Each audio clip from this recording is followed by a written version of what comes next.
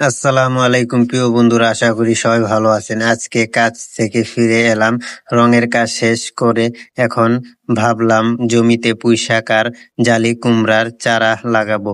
তাই পুরো প্রতিক্রিয়াটা আপনাদের সাথে শেয়ার করছি, শেষ পর্যন্ত ভিডিওটা দেখতে থাকুন।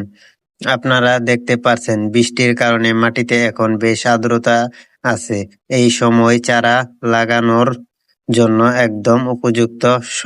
প্রথমে আমি পুঁই শাকের বীজগুলো জমিতে ছিটিয়ে দিচ্ছি। বীজ ছিটানো হয়ে গেলে মাটিগুলো একটু নরম করে উল্টে দেব এবং উপরের ময়লা আবর্জনা পরিষ্কার করব। পরিষ্কার করা শেষ হলে আগে লাগানোর দেশি রসুনগুলো তুলে ফেলবো, কারণ বৃষ্টির কারণে রসুনের গাছগুলো ইতিমধ্যে নষ্ট হয়ে গেছে, আর দেরি করলে আরো ক্ষতি হতে পারে। এখন আপনাদের দেখতে পাচ্ছেন আমি রসুনগুলো উঠাচ্ছি।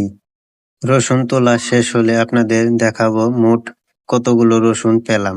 আর যারা এই ধরনের কাজকর্মের ভিডিও দেখতে ভালোবাসেন তারা অবশ্যই সাথে থাকবেন এবং ভিডিওটি উপভোগ করবেন। ইউটিউবে দেখলে সাবস্ক্রাইব করে পাশে থাকবেন, আর ফেসবুকে দেখলে ফলো দিয়ে পাশে থাকবেন। সবার জন্য ভালোবাসা রইল, দোয়া রইল, শুভকামনা রইল। সবাই আমাকে দোয়া করবেন এবং সাপোর্ট করে ভালোবাসা দিয়ে পাশে থাকবেন। সবাই ভালো থাকবেন। আল্লাহ হাফেজ।